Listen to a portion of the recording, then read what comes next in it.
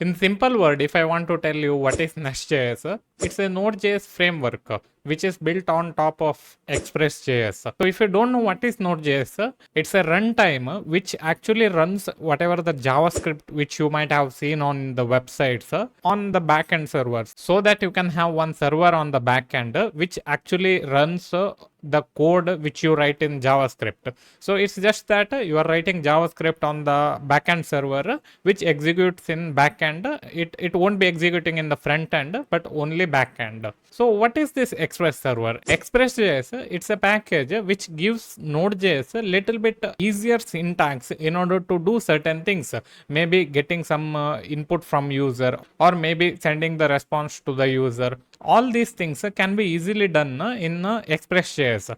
Now the question is, how does NestJS comes into play in this particular whole scenario? NestJS is actually built on top of ExpressJS, and under the hood it's using ExpressJS only. The best thing about NestJS is it uses certain methodology in order to provide similar feature as Express, but more in disciplined way. More about this thing we'll talk in a while, but for now let's just try to understand that NestJS is not something new, or it is something different than ExpressJS. ExpressJS will be always under the hood, and all the feature of ExpressJS will be available. If you are somebody who doesn't like to use ExpressJS and you are into something like Fastify, still you can use Fastify under the hood, but there are some configuration which you might have to do. Now let's just try to understand more deeply what are the features NestJS adds which doesn't exist on Express. The main feature which NestJS adds is it gives one discipline to you. So whatever you are going to do in NestJS, it should be done in disciplined way. If you try to do it in a little bit different way, you might get error, or some feature might not work as you expect it to work. But in ExpressJS, you can do whatever you want to do. You are completely free to do whatever you want to do. But in NestJS, there are some things like module and service, and another concept is I think it is controllers. Yeah, all these things will make sure that whatever the data flow which comes and which goes out of the NestJS application is done in a way which you are aware of, and it's actually progressive, meaning you can make sure it will scale up to whatever the level which you want to scale it up to. Meaning if you are a small developer who wants to build one small application, you can do that in NestJS. But if you are a big organization and you are going to build very big application which runs lots of functionality, still it can be done in NestJS, and it can be implemented in a proper way only without messing up things. And some concepts like DTO, which I never heard in ExpressJS, I have heard it in NestJS, and it's used everywhere. And once you understood what is this DTO, you will feel so much good in terms of validation and in terms of your app security, that what is going to come inside and what is going to go out of the application. Moreover, NestJS has TypeScript.